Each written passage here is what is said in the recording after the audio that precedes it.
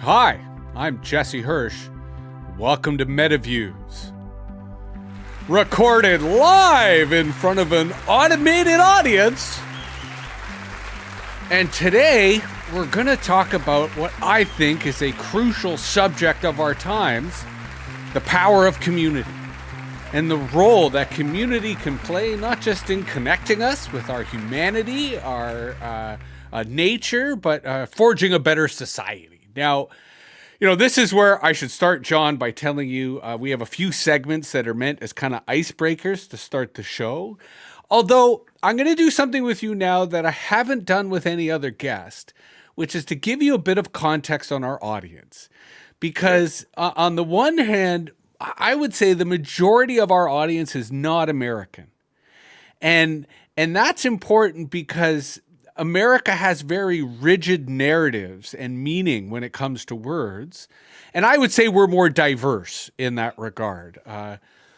But we also have a lot of people in our audience, my parents in particular, but others as well, who have experience in intentional communities, right? Who have spent time living. In my parents' case, it was in the 70s in Northern Ontario in the bush.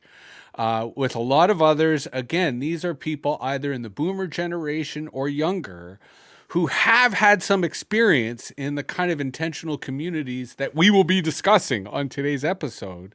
So I wanted to kind of prime you and say you can go into advanced mode, right? You can eschew the normal, this is what's going on, and get to the synthesis of what you think is important, what you want to share, and we'll get into perhaps a more in-depth conversation as a result. But we like to start every episode of MetaViews with the news, partly because we publish our own daily newsletter, and today's issue is what we're phrasing as AI nationalism. And we're sort of nice. Looking at the way in which the new Trump administration has really aligned themselves with big tech, right? And how normally in an inauguration, the seats that are reserved for key governors were occupied by the CEOs of the big technology company. So we're trying to flesh out this concept that nationalism seems paradoxical, contradictory in the age of the internet. And yet it seems that AI is being used to bolster it, to amplify it. So this is something, again, we encourage our listeners and readers to check out. But the real purpose of this segment, John, is to offer our guest an opportunity to share some news that they've heard. Could be personal news, could be professional news, could be world news.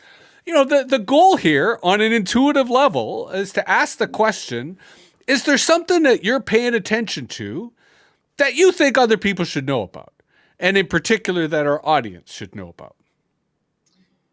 Yeah, thank you. I mean, obviously there's so many things happening right now on the planet, especially in my country here with Trump coming into power. The thing that has caught my eye more than anything, in kind of also the same context of what you shared, is Trump's sweeping pardons for the January 6th rioters, many of whom were complicit in killing law enforcement officers. And I'd say that for like me, your podcast is called MetaViews. We made a film about a very meta existential situation. And, as somebody who is an American, who's also Jewish, it is definitely striking the resemblance between Trump, Musk, and what is happening, and Nazism and Hitler back in the 30s. And it feels like in one swoop, Trump freed all of his main very criminal cronies, who I think that is not just like him keeping a campaign promise, but it's him strategically trying to place people in the public in certain realms of his influence so that he can hold on to power even beyond what might be legal or ethical or normal for a president of the United States to do. He's actually putting people in power in the populace to keep kind of a enforcement of his code. And I think we're on a very wild ride with what this fascist rise is, and how that's also going to create a counter effect of community. And really, I also trust it's part of a bigger design of Earth towards us going towards healing. But this is a moment of maximum polarization. Well, and ironically, that's part of why we put the news out front, because you start with the bad news, and hopefully we get to the positive and the feeling better what we got to do about this stuff later in the show. But specifically, what I read it the same way. He's creating brown shirts, right? He's creating this type of vigilante, fascist force. And the example, the administration stated they wanted to target Chicago as kind of the pilot project for ICE raids, right? And for deportations. But because they said that before they did it, a lot of activists in Chicago, a lot of municipal officials in Chicago are preventing it, right? They got the jump. They've been able to, through their own political will, but also through legal means, prevent these raids from happening place and prevent these deportations from happening. But to your point, if you have paralegal forces, if you have illegal militias that don't care about what ICE is going to do, but will target immigrants in Chicago or target, marginalized people in Chicago, from a policy perspective, it accomplishes the same thing. So it is, you're quite correct, a really scary precedent of the way in which this regime is going to use outside of government forces and authority to terrorize people, to try to enforce their will. So our second segment is what we call WTF, which is what's the future? Because we are a future-centric podcast. We try to empower people to anticipate what's coming next. And so we like to ask our guest, what is something about the future that you've got your eyes on? That is part of your event horizon that you want our audience to know about. And this is where I will disclose, we tend to have the position that the future is largely fictional. It's a target, a goal that we aim for, but the process is the purpose, right? It's the journey that matters. So in this sense, indulge in your imagination, but at the same time, we're looking for an intuitive answer of, for you, John, well, where do you see the future? Yeah, thank you. We're actually hosting a summit in 2 weeks called Fugitive Futures. Far so out, the future is right on. something we think about a lot. And the future is also, like you said, it's fictional. It is a story, but I also have a quote on the end of my email that says, the future will be built by those who can tell the most meaningful story that we can be a part of. And at an almost like spiritual level, similar to what was happening around 2012, 2025 has been prophesized in various traditions as really the inflection point of this great turning towards hopefully a global regenerative culture. And that this year, as both the turning point, is also going to be the height of crisis.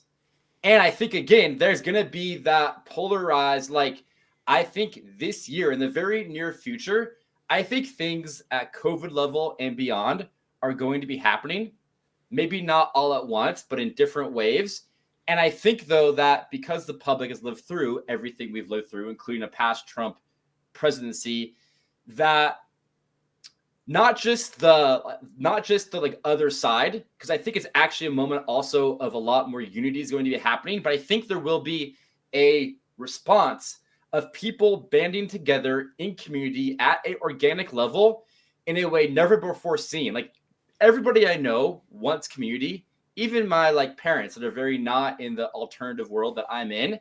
And I think this year is going to be a tipping point of dominoes for things to really happen towards people being like, oh, now we actually need this. And this is just the healthier way to live in every single regard. So I see a lot of crisis and a lot of upwelling of connection and community happening that is actually bridging divides. Right on. Well. And let me get you to unpack what you said at the start, only because we've always here at MetaViews had the philosophy that in a surveillance society, we're all outlaws because 100% compliance with the law is impossible, right? Like, you see cars coming to rolling stops and stop signs. And, there's always a kind of gray area that in an analog world we accepted. but in the digital world, it's more a matter of enforcement. So what was the summit you mentioned, and can you unpack it a bit in terms of what its kind of mission or agenda is? So this summit is really the integration space and remind me the name. It was so good, it blew my mind. Is Fugitive Futures. And so this is coming out of the film we made, but actually we need to take the film and inspiration into really a global conversation. And the idea of Fugitive Futures is that, we've known for a while the world's messed up. Things aren't quite right, out of balance. And people have been trying.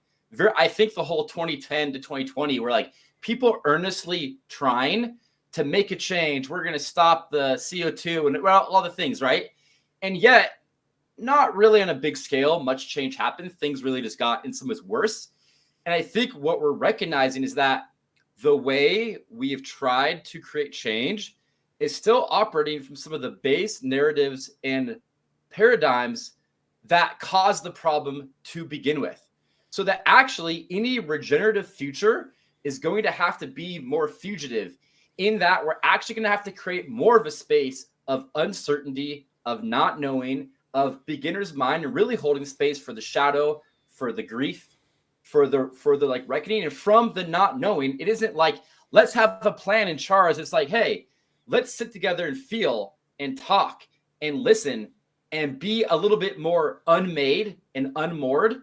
And maybe from that unmaking, we can become alive to new possibilities that we couldn't have otherwise. That's what makes the future that's coming fugitive. Yes, it is not authorized. This is not the mainstream status quo. This is definitely something that we have to be willing to dance on the edges with and be uncomfortable with. It will come from our capacity to hold discomfort. The actual solutions will come. Now, I have to say, John, I have been wanting to use these sound effects in an episode for as long as I've been podcasting, and you are the first guest who has earned the reaction of our automated audience. So more power to you. And what we do, I love the way in which, again, the news and the future are really a setup for what is fundamentally our feature conversation, right? Where our guest comes into our lair and settles down. For each guest, I take kind of 3 pillars that I want to use as the conversation to kind of weave it through. And you've already teased out all 3. And again, this conversation does not have to be nonlinear. It's ideally where we take it where it goes. But I thought the pillars of community, and then Tamera, the community, and then conflict would be a good way to kind of allow us to really get as deep as we can in the modest time that we have, and give the audience a kind of provocation, right? For, as you said in our future segment, to prepare for what's coming next. Because where I thought you were right on is, while we are witnessing the ascendance of fascism, and a kind of fascism that, while comparable to Nazi Germany, I think potentially could be even worse, we are at the same time already seeing it's the future past it, right? And our Substack is called The Future of Authority, because we are living in authoritarianism, and God damn it, we need to see a future past that, right? And that is what I really heard in your narrative, and your point about the power of stories I thought was also crucial. So let's start with community, because community strikes me as both one of the most powerful aspects of human organization. I like to say that we've evolved to live in community, right? That to be an individual is almost contrary to the hard wiring of our biology and our culture. But you also said something in terms of everyone wants it.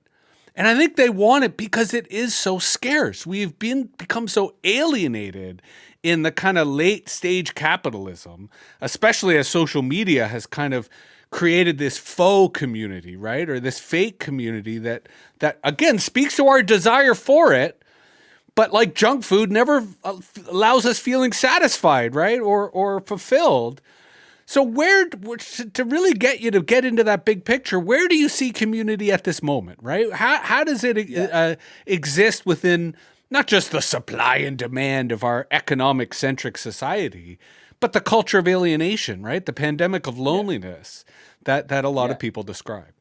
Yeah, I mean, there's so many threads I want to touch on here. I mean, one, yes, like just by basic health, the reason everybody wants communities by basic health metrics, it's clear like science has proven that social connection is like, or lack thereof, is the number one marker of health or like not. Like it is the thing that will kill you the fastest is not being able to be connected and feel that like relational health.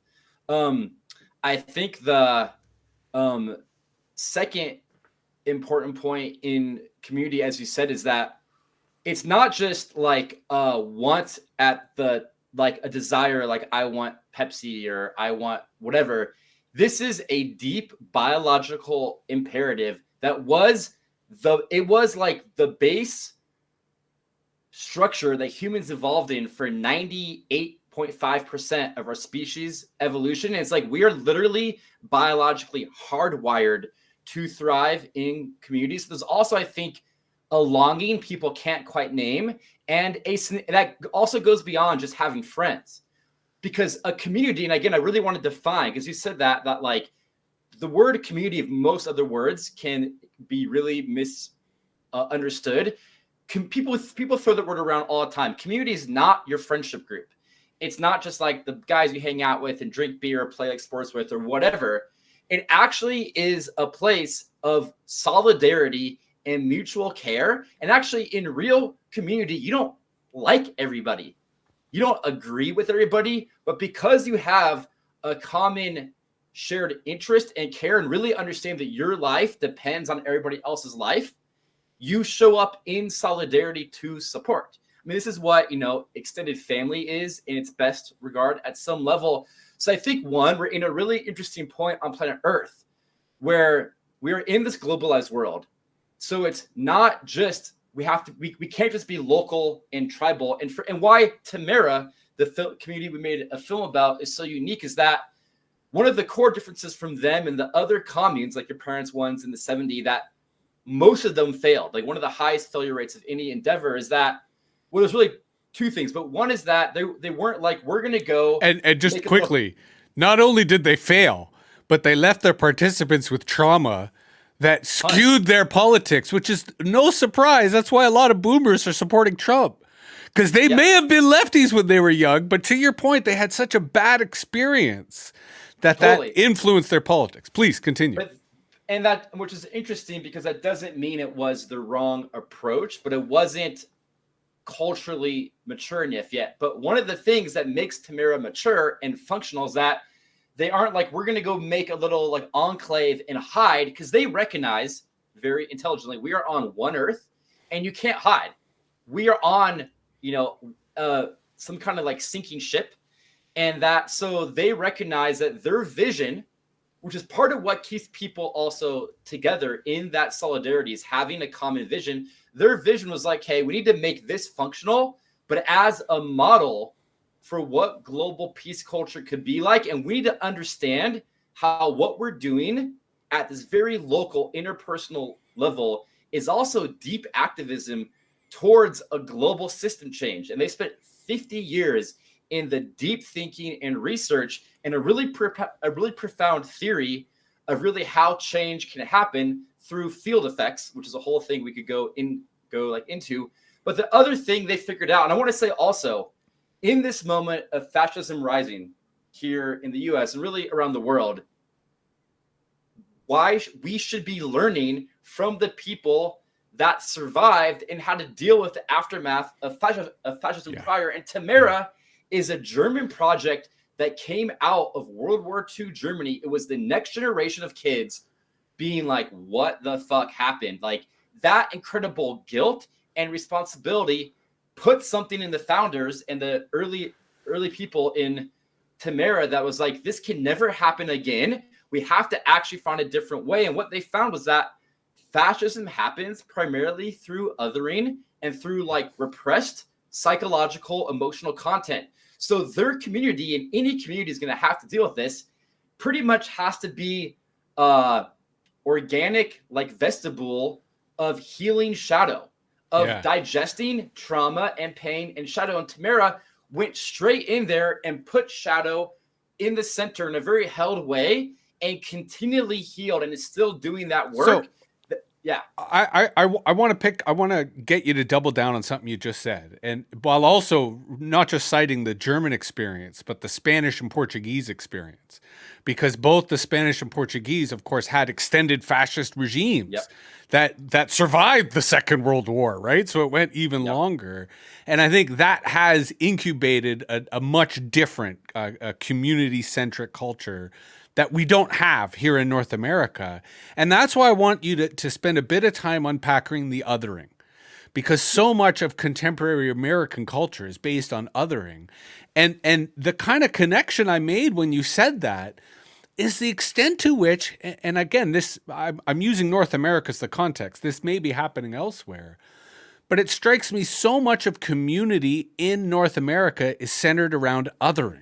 Yes. Right? We are who we are because we're not them, right? We are the Democrats because we're not the deplorables. We are the MAGA because we're not the elite, right? And so much of that community construction of identity and the narratives and stories that go with it reinforce this culture of othering.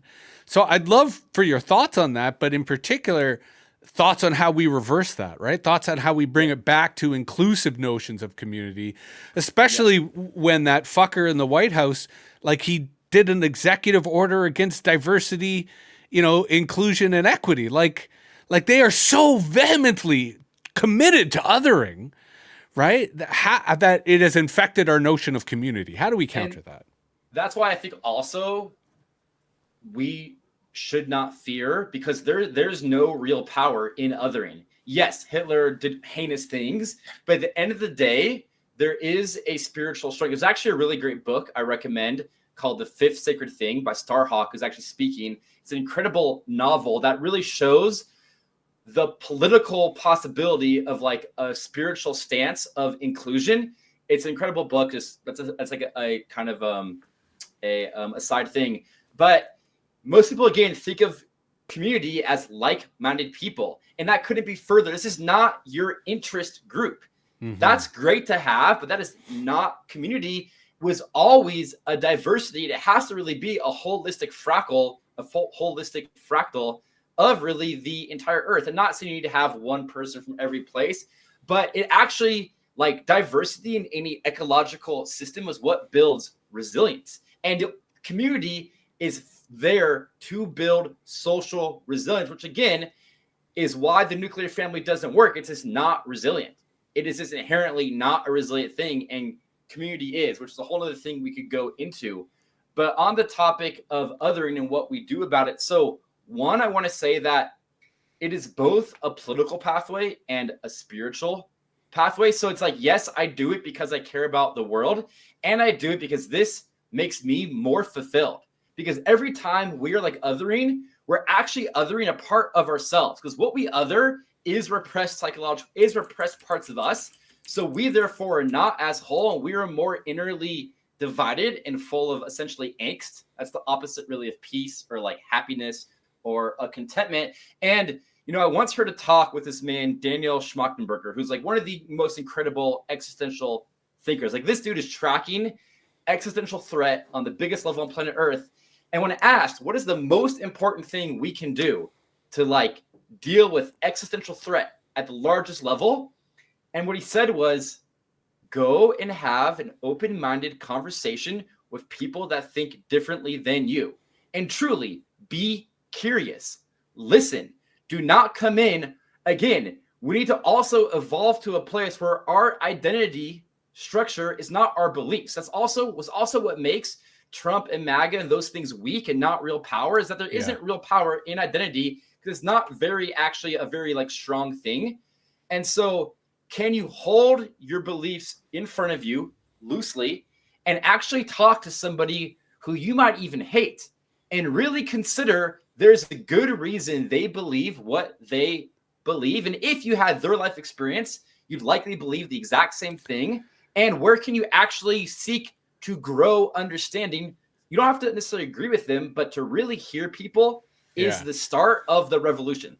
And there's an interesting kind of a tangent to that on the research side, which is that persuasion doesn't work.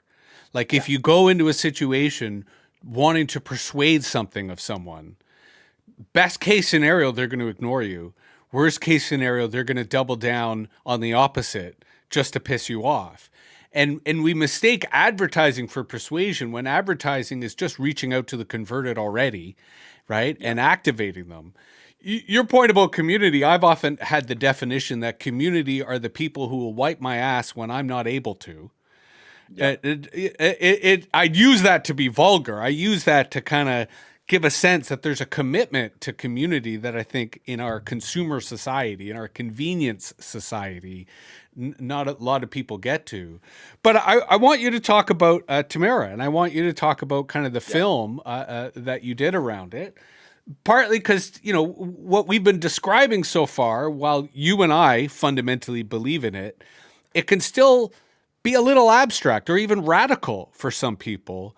But stories are real. And I think in Tamera, this is an example of community that, to your point, is not only mature, but is inspiring, right? At a level, that I think we need right now at a moment where people, quite frankly, are anxious, right? And concerned about what comes next.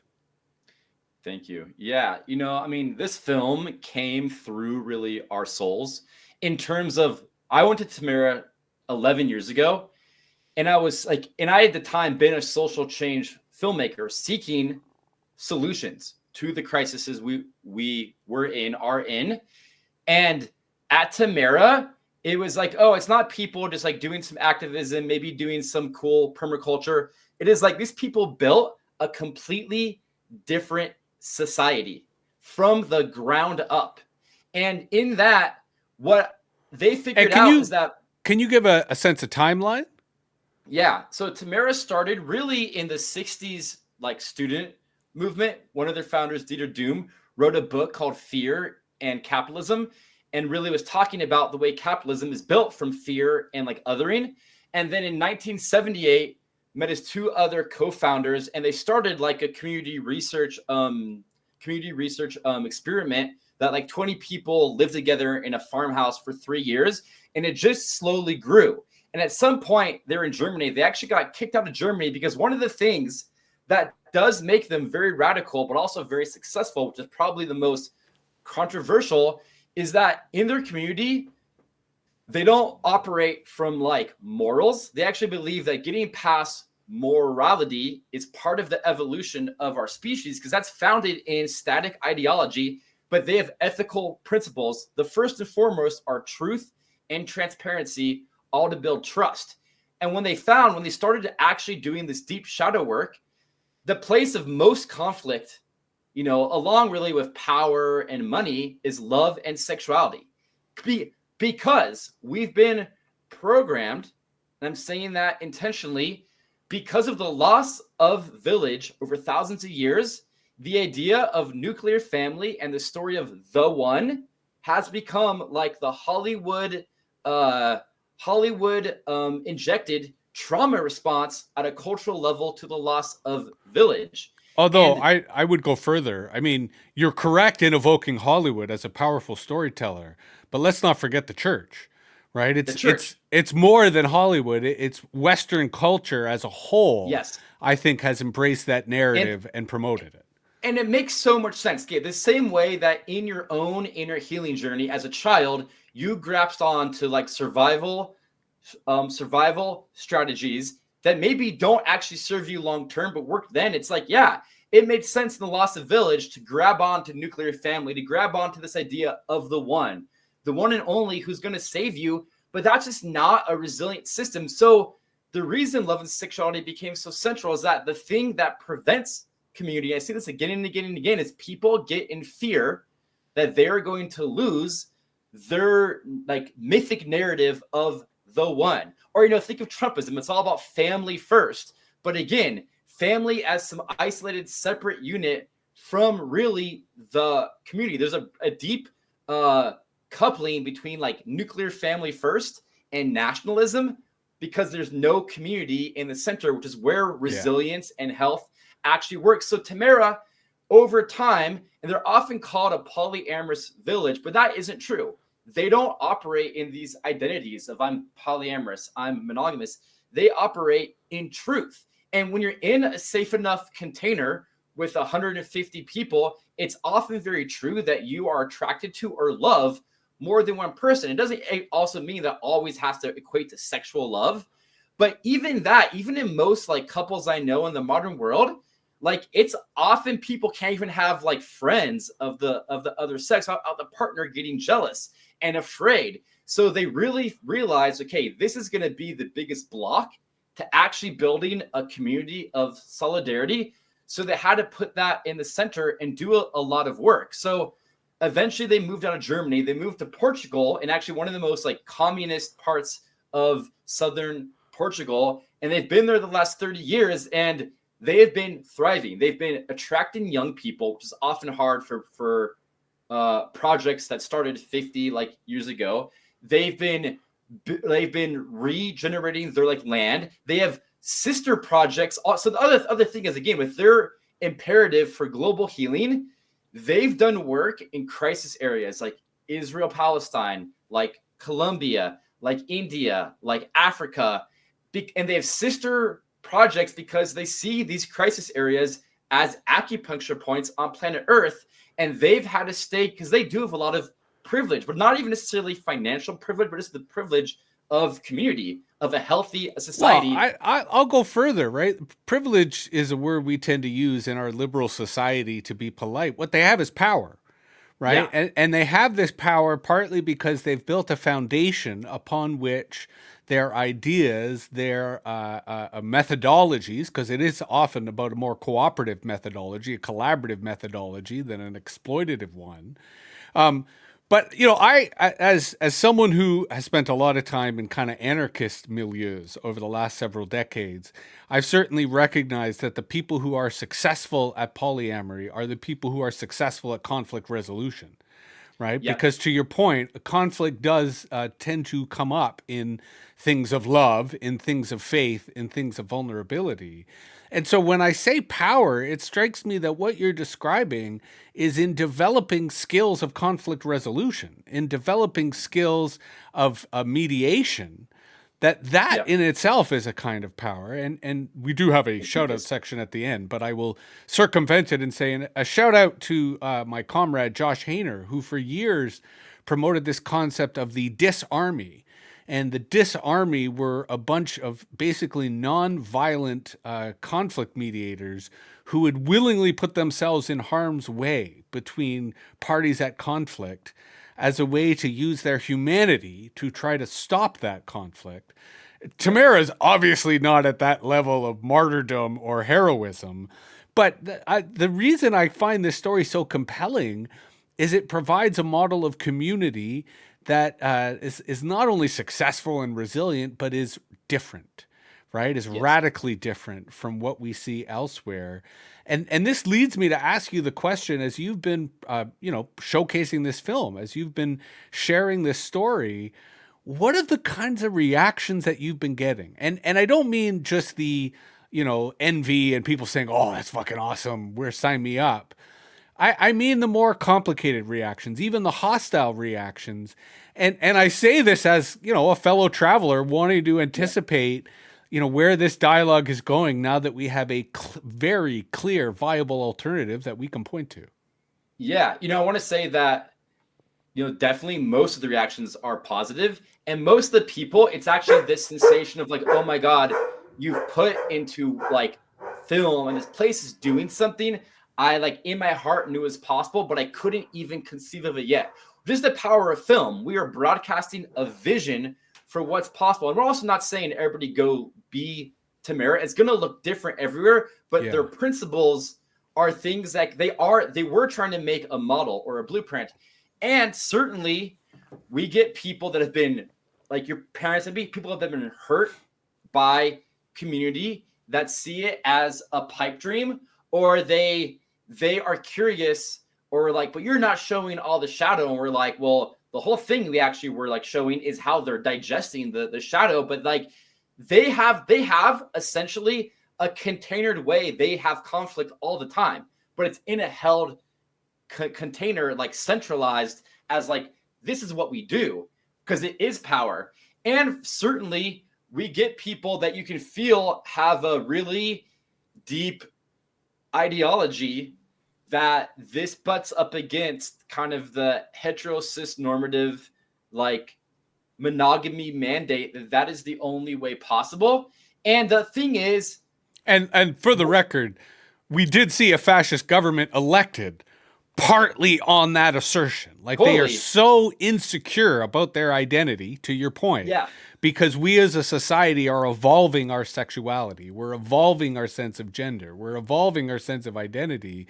And these reactionaries are so scared of what will be unleashed in their own mind, even, that yep. they've elected this terror to office just to assert their quote unquote traditional family values, which have no rooting in tradition whatsoever. Right. Well, but the interesting thing is, and this is the kicker, is like even those people at the film screens or at Tamera, and this is now saying a line from that book, The Fifth Sacred Thing I mentioned, but there is a seat for them at the table.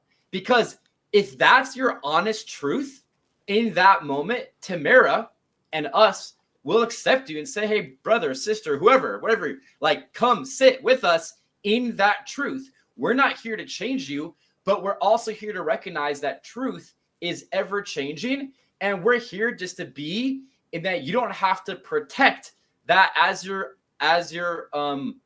be all like static identity, but we welcome you with it. And we also welcome you as you want to examine it or change or like not. And that's the thing. Tamera isn't about an ideology. It's about having a culture of transparency and truth, recognizing truth is not capital T, because that doesn't really necessarily exist, I think, at least in the form humans can speak about or conceive of or write down. But in like, you can be in the ever-flowing emergent expression, and that's where you get to real community. And this is where, you know, to play one of my own kind of personal theories, I've often felt that the internet defeats ideology. And the reason that the internet defeats ideology is because ideology is based on constraints. And the internet kind of abolishes constraints because you're going to hear from everybody, right? Anything is possible.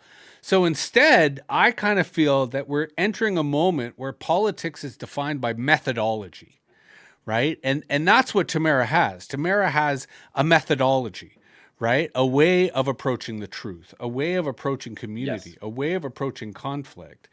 And still so much of contemporary society is obsessed with ideology, even the purity of ideology, when instead, and this is the old anarchist in me coming back, it's not about authorities, it's about process, right? It's about how you engage the community and how you empower the community in an inclusive, participatory manner.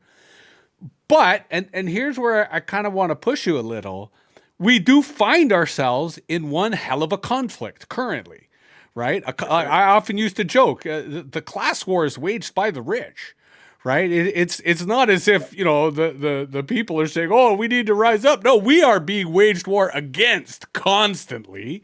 And we are now in a conflict with a fascist regime who, as a Canadian, they're already essentially declaring war on us and saying they're going to invade, right? And crash our economy. And our entire political system now is collapsing and in chaos. Like, that's a literal hostile act to a so-called NATO ally.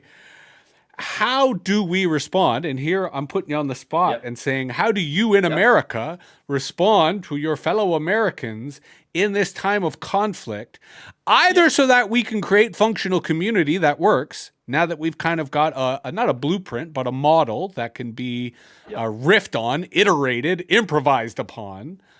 But how do you see yourself engaging other Americans around these topics when so many of them are intoxicated by the lies of fascism? Yep, totally. And again, I wanted to get to this. I want to tell just a bit of a cultural story around initiation, which has been a big part of also my career work, because in traditional healthy cultures, like indigenous ancestral cultures we all came from at one point, there were initiations to become a mature adult in that village. And I think the bigger crisis we're seeing and the conflict at some scale, and I don't want to say this to excuse any of the mayhem happening to people like in Gaza or elsewhere, or in this country, in your country, And I think we are in a grand initiation that is trying to mature us. So I think the way to respond, which I am calling a culturally mature, a initiated way, is that you have boundaries. You have boundaries against anything that's causing you harm. And beyond having just boundaries, I personally just don't give. If somebody's coming at me with a lot of like bigotry, I don't talk back at them. I mean, if they're up in my place, I need to set a boundary. I'll set a boundary, which usually is me leaving or setting a boundary if it's like in my personal space. But often it's not to engage, because that's the hook. We can't get hooked in the online fighting. It's actually just don't resonate. That Tamera has understood deeply about the principle of resonance, like the actual vibrational frequency. So I just don't vibrate with it. And that could sound a little bit esoteric, but I actually mean that in like a scientific kind of like way. And but even culturally, the kids are all using the word vibes, right? Yeah, like the vibe's not right. Yeah. So again, if somebody comes at me with like bad vibes, like kind of bigoted or othering vibes, I will double down in my frequency, which is I'm bounded, I'm secure, and I have a like open heart. And I see them with compassion and love, and I'm willing to engage them, but not at that frequency. I will not engage somebody. So I think that Canada to the US, I think we should, like, the thing about Trump, everybody plays his game because they are afraid. But if you're not afraid, you just don't have to, like Michelle Obama was very intelligent. She was like, the vibes of the whole thing. She just didn't show up to the inauguration. Like, that is just, for me, that's the fucking answer. Just don't just play the game. And yes, if somebody's coming at you, you need to set a boundary. And like, I'm not even against human beings setting a boundary by force. Like, I would protect myself and my community from violence if I like needed to. That's definitely my last resort. So I'm not in this leftist, like, we just have an open heart, we're gonna like vibrate them to a new level. No, sometimes you have to have a boundary, but you can always stay anchored in that open heart and set a boundary with yourself. And I would even say, this is the real ticket. This is the thing I've been thinking about a lot. Like, I really think part of the answer is to love Trump. It's not to not hold him accountable. It's not to not be like, dude, that's fucking messed up, and I'm saying no. But it's to be like, ultimately, man, I see that deep down you're hurting and you're scared and you're really like insecure and like, because that is disarming. That's part of that disarming you're talking about. Because if I come back at him trying to play his game, I'm going to lose, because that game is a win-lose game. So I always lose, because there are losers. If you play the win-win game, which is like, oh, man, I see you're hurting. Like, oh, dude, you don't have to do that. You don't have to like do all that big talk because you're afraid. If you just kind of like, if you rise to a different level and don't vibrate, it can actually change people without the fight. Well, and to your point, the win-win requires empathy. And unfortunately, empathy is not something a lot of people are practicing as regularly as they should. So let me ask one last question before I get you to talk about Fugitive Futures and how people can check out the film. I think, to go back to a phrase I used earlier, the kind of pandemic of loneliness, I think there are a lot of people who desire community, but they don't know where to start. And not only do they don't know where to start, but maybe they should be the one to start. Maybe there are other people who would benefit from them initiating that community. And paradoxically, even though I think we would both agree that the best communities are face-to-face, you still can have somewhat meaningful community using the digital technology we have. 100%. So I'm curious, again, not to get too deep into it. This is more kind of a high-level surface stuff. But what advice would you have for people who, you've a couple of times been really provocative and I think quite correct in saying community is not an interest group. It's not about people who you agree with. What are your tips on helping people create and sustain meaningful community? Yeah, totally. There's a few different things. I mean, what I want to say, there isn't necessarily a recipe or a formula, but there are best practices. I want to say also, community isn't out there. It's not even necessarily to build. It's like it's like an inner place to recognize you already are in community. You already live around people, and not just with people, with the plants, with the animals. The trees are literally exchanging oxygen and CO2 with you, the sun. And once you recognize I am in community and you start acting as if that is so, for me, that's the first step, which would mean say hi to your like neighbors. Maybe invite them over for dinner, even if they're different or like weird, because it's not just going to be about the cool people you find either at some cool event or on the internet. And I'd say also be willing. Community also comes in.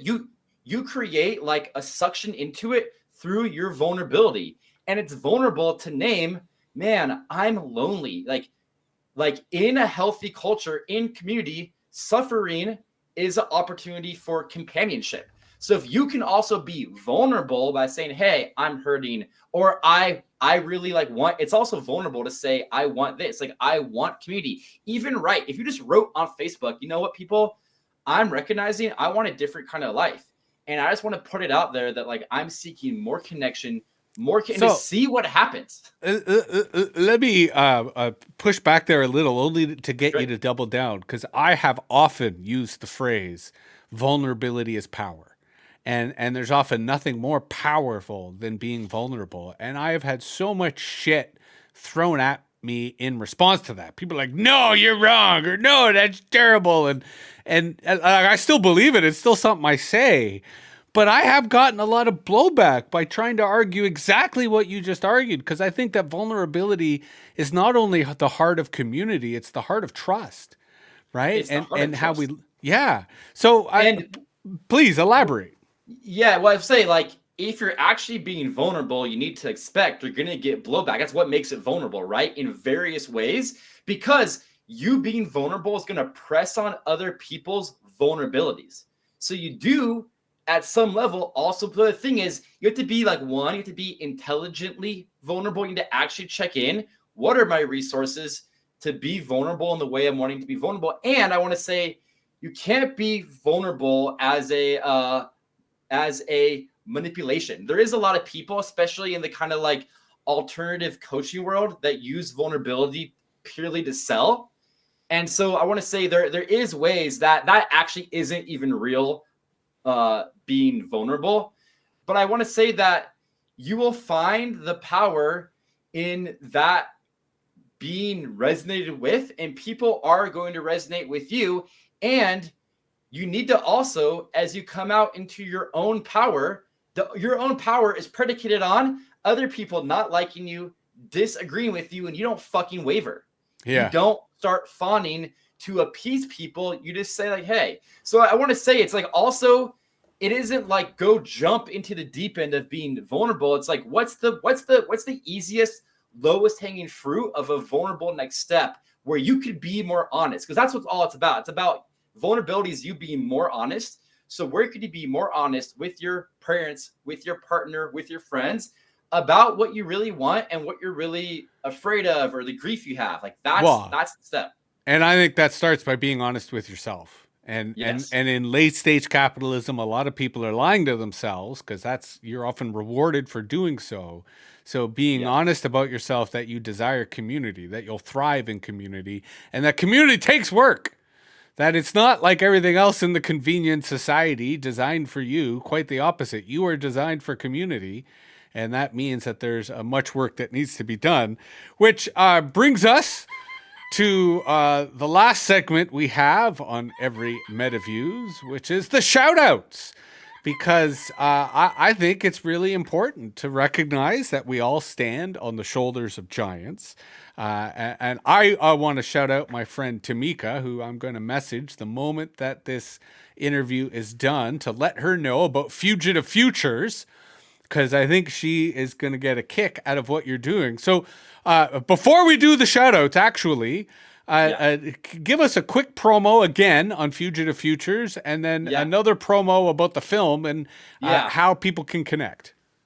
So actually, I'll start with the film, just because I think the film is The Village of Lovers, and we committed 10 years ago to give this film away as a gift. So it's available on our website on Gift Economy, which is our experiment with a different economical way. We have a suggested donation, but you can pay $0. And the film is gonna like be one of the most inspiring things you have ever seen. I fucking guarantee it. I'm not saying you're necessarily going to agree with it all or like it, but it is definitely something to expand your mind in a way different way than it ever has been.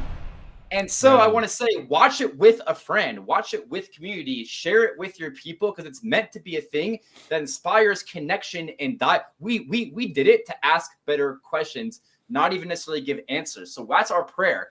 And Fugitive Futures is like, okay, we actually need a place where we can come together. We're gathering some of the best thought leaders, whatever, I don't really like that term, but some of the best leaders who are doing all different wild facets of regenerative culture. And we're gathering over a 5-day arc. And you don't necessarily need to be there all 5 days, but there is an arc of experience where we're going through reckoning, through grief, through repair, through vision, through emergence. We're really building a very open blueprint to what approaching the future in a more fugitive way would look like.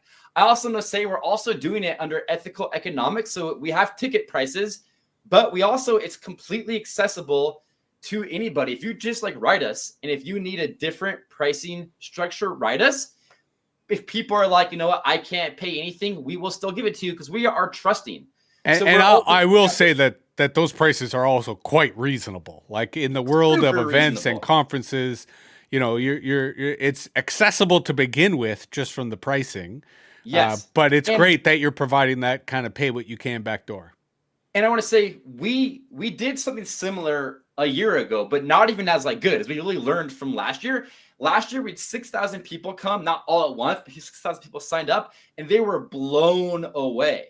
Like it really is something to be like, you know what we need to do? We need to get fucking together and sit in the uncertainty. And that's Fugitive Futures is like, let's sit together in the not knowing and see what happens. And that's a lot more edgy and exciting than like, come hear a bunch of answers. It's like, no, bring your own questions, your own grief, your own longing. We're gonna like meet you there, have some deep inspirations, but we have speakers. We have like butterfly TED style talks. We have integration spaces every single day. We have practical workshops, because that's also not just talk, but learn some practical skills.